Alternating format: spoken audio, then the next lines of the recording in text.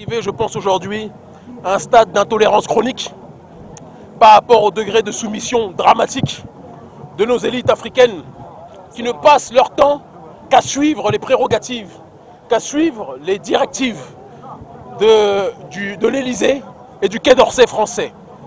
Nous partons du principe que l'un des droits les plus inaliénables de chaque peuple, c'est le principe de souveraineté.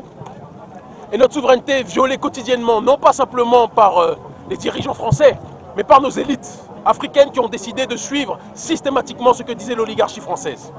Voilà la raison pour laquelle nous avons organisé dans toutes les capitales d'Afrique francophone ces mobilisations. L'impact recherché, il n'y a pas d'impact outre qu'une dynamique de symbolique. Vous savez, au XXIe siècle, normalement, chaque peuple a le droit de posséder sa propre monnaie. Au XXIe siècle, chaque peuple a le droit de décider normalement de son propre avenir politique. Et aucun avenir politique ne peut se décider sans une maîtrise totale de son économie. Mais notre économie n'est pas maîtrisée par nous, puisque nous avons des forces exogènes qui ont le contrôle sur notre monnaie aujourd'hui.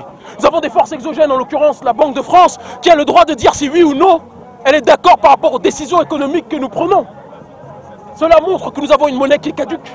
Cela montre que nous avons une monnaie qui est une monnaie de servitude. Cela montre que nous avons une monnaie qui est une monnaie d'esclavagisme. Cela montre que nous avons une monnaie de soumission. Et en brûlant ce billet, alors que nous ne sommes pas riches, le symbole recherché est de rappeler que même si nous ne sommes pas riches, mieux vaut vivre la liberté dans l'incertitude que l'esclavage dans l'allégresse et l'opulence. Ce que jamais prêt à porter, parce que lorsqu'on étudie l'histoire des rassemblements et des mobilisations africaines, lorsque l'on parle de société civile, c'est toujours une addition de plusieurs centaines de personnes qui par la suite contaminent leur père, leur mère, leur frère, leur soeur, leurs cousins. Il n'y a jamais eu des mobilisations où il y a eu 1 million de personnes dès le départ qui se réunissent pour se mobiliser. La grande victoire du 19 août, c'est que dans chaque capitale d'Afrique francophone, on a eu 300, 400 personnes, un peu partout, qui se sont mobilisées au même moment pour exposer cette problématique de la France-Afrique. Ça ne s'est jamais fait au XXIe siècle et ça ne s'est jamais fait au XXe. La grande victoire de cette mobilisation, et c'est ce qui me remplit de joie, c'est que nous avons vu des personnes, des frères et des sœurs, de couleur, mais aussi des frères et des sœurs de douleurs occidentaux ou autres, qui sont venus, jeunes, moins jeunes, et qui ont décidé de participer à cet élan-là.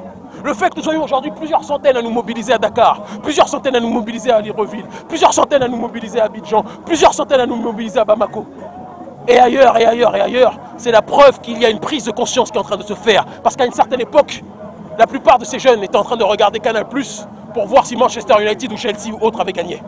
Aujourd'hui, la seule chose que cette jeunesse veut voir gagner, c'est l'Afrique en priorité. Et c'est la raison pour laquelle nous sommes remplis d'espérance. Et je le dis, ce n'est pas une fin. La mobilisation aujourd'hui est une première victoire et c'est la première d'une longue série. S'il plaît à Dieu.